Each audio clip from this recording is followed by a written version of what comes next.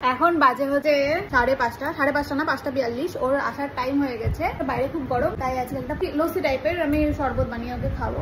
তো বানানো হোক, চলো। দই নিলাম, দই, চিনি, এটা সেট করে নিই একটু।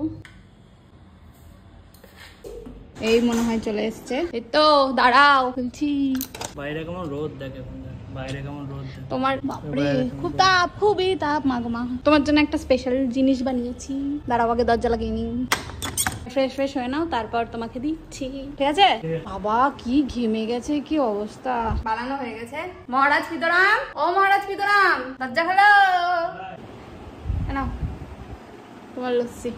এই তো দুধ খেয়ে তো দেখো, আগে থেকে কেন বিচার করছো? তাই যে ভালো হয়েছে।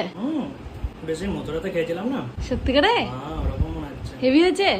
শিখে গেছিস রে। তাহলে প্রতিদিন করবো আজকে থেকে। হ্যাঁ দাঁড়াও নিয়ে যখন ভালো লেগেছে তখন এটাই ঢেলে দেবো। হ্যাঁ খাবো, আমার আছে।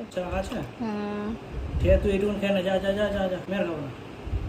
কেমন একটু বলো, বারবার তারিফ শুনতে একবারে ভালো লাগছে। দারুণ হয়েছে। ঠিক আছে, তুমি প্রতিদিন কাছ থেকে আসবে, তখন তোমাকে প্রতিদিন করে দেবো, ঠিক আছে? ভালো হয়েছে, ভালো হয়েছে।